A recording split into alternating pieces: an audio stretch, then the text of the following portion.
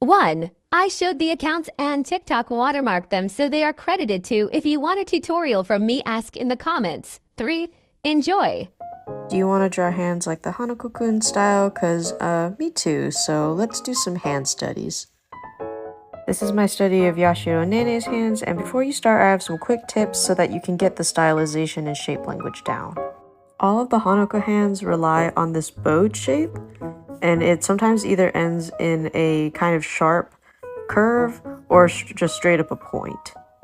You can see that bow shape pretty distinctly on the fingers and even coming down on the knuckle.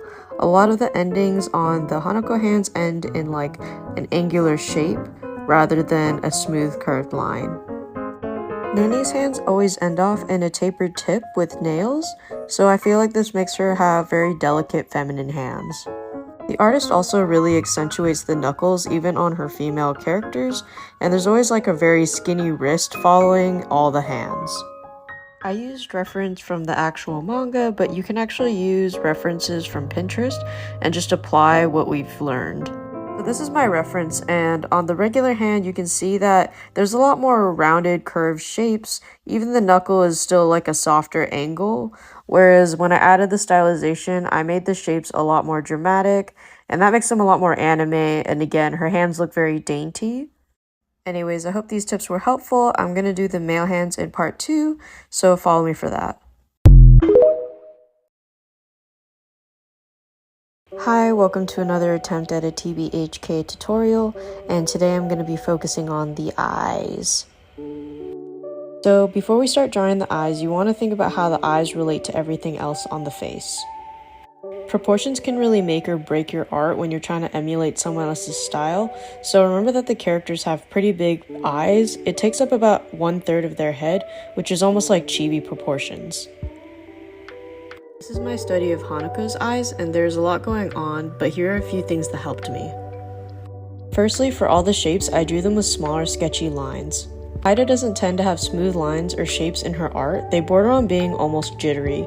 I think this is why the anime looks so off, because they smoothed everything out. I want to think geometric angles and confident lines. She also uses a technique I'm going to call double lining. She uses this on the eyelid fold, eyebrows, and bottom lash line. Basically, no line is going to be one smooth standalone line.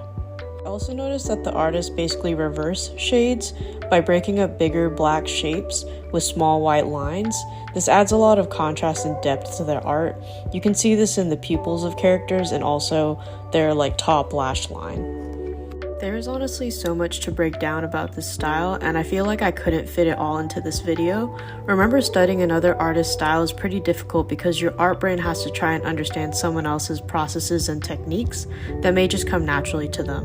But I hope you found some of this helpful. Please leave any suggestions or requests in the comment. See you guys.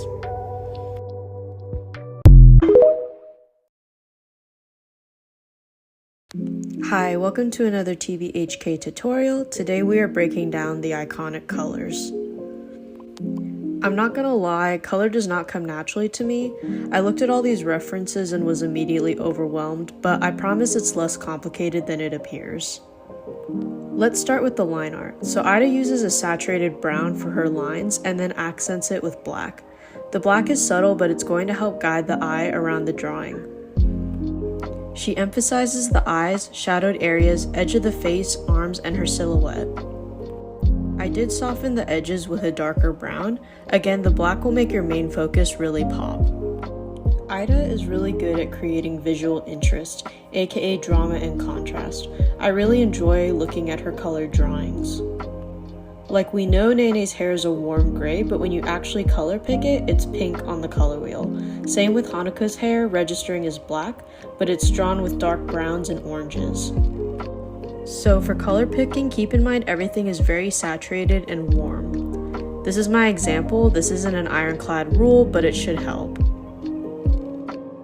Okay, pause. I know this looks crazy, but let's get into shadows. I took my original drawing and desaturated a bit. Then I added a multiply layer with blue for my shadows. I noticed my reference had some pink undertones as well, so I added those on my multiply layer. I found on some of my other studies that this worked better using an overlay layer, The shadows are not one uniform color. These little details will give you more visual interest. Okay, finally, how are we picking colors? There is always a main color. This could be a subject or background. Then the shadows are complementary colors or adjacent.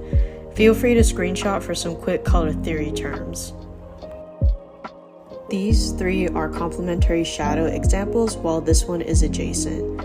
Orange is complementary to blue, red is complementary to green, and pink is adjacent to purple. One last thing, when coloring, Ida does not use any airbrush at all. I did almost all my coloring with a hard brush and a tiny bit of smudging on the cheeks and shadows. I know that was a lot, so I compiled a simpler list to screenshot with all my tips and tricks. Disclaimer, there are many ways to do this, I just found this the easiest. I hope this was helpful. Let me know in the comments and what else you'd like to see.